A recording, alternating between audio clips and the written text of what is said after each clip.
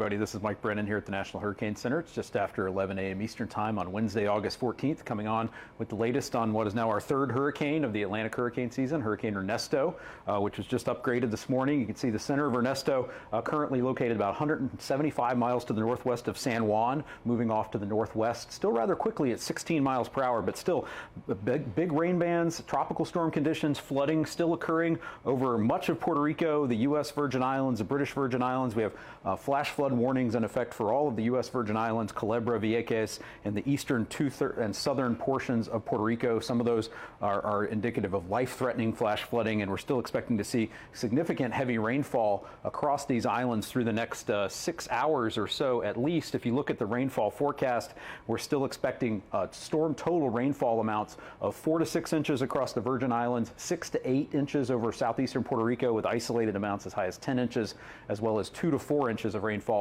over portions of northwest Puerto Rico. So that's going to be a continuing threat throughout the day today. We still do have a tropical storm warning in effect for the British Virgin Islands, the U.S. Virgin Islands, Culebra, Vieques, and Puerto Rico. Still seeing sustained tropical storm force winds in places like St. Croix and Culebra over even just the last hour or so. But those winds will gradually start to pull away. As you can see in orange here is the tropical storm force wind field associated with Ernesto. It does extend out well to the east and southeast of the center, but with that fast forward motion, those winds will begin to decrease, but will continue, especially in gusts and especially over portions of the higher terrain of Puerto Rico itself. If we zoom out and look at the forecast here for Ernesto over the next several days, we are expecting a northward and then a northeastward motion over the next few days that's going to bring the center of Ernesto near or over Bermuda during the day on Saturday. So we can see Bermuda here as at or near major hurricane intensity. So Ernesto is expected to strengthen, be at or near major hurricane intensity later this week and this weekend.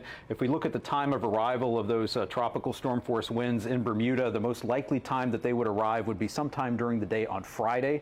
So we're likely to see a hurricane watch issued for Bermuda later today, as early as this afternoon's advisory package.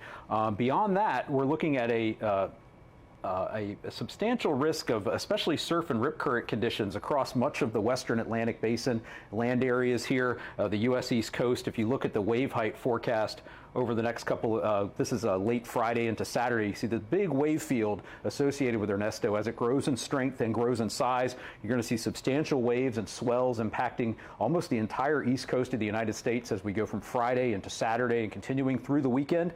That's going to create life-threatening surf and rip current conditions across much of the western part of the Atlantic basin. And just a reminder, we lose a lot of people to surf and rip current fatalities on otherwise really nice days to be at the beach when you have a distant hurricane offshore. So you always want to never assume that the ocean is safe. You always want to pay attention to any warning flags that are flying, and also heed any advice you're given by lifeguards or local officials. And if you don't think it's safe, please do stay out of the water. And we don't want you to become a statistic to Ernesto as it remains offshore of the east coast of the U.S. By the time we get into early next week, we could see Ernesto being somewhere in the vicinity of the of Atlantic Canada near Nova Scotia. So this will bear watching for impacts, again, continuing through the day today. Puerto Rico, U.S. Virgin Islands, British Virgin Islands. Next up on the list is going to be Bermuda, where we could see wind, storm surge, heavy rainfall impacts starting as early as Friday and continuing into Saturday, and then potentially some impacts farther downstream as we get up to Atlantic Canada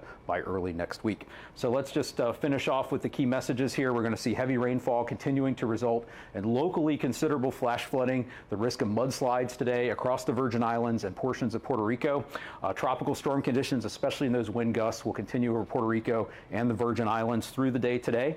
Ernesto is likely to bring impacts to Bermuda later this week, and interest there should be monitoring its progress. We're likely to see a hurricane watch issued for Bermuda later today. And again, even though Ernesto is going to remain well offshore of the U.S. East Coast, we're going to see swells generated by the storm reaching the east coast of the U.S. later this week and into this weekend. So please be safe if you're headed to the ocean.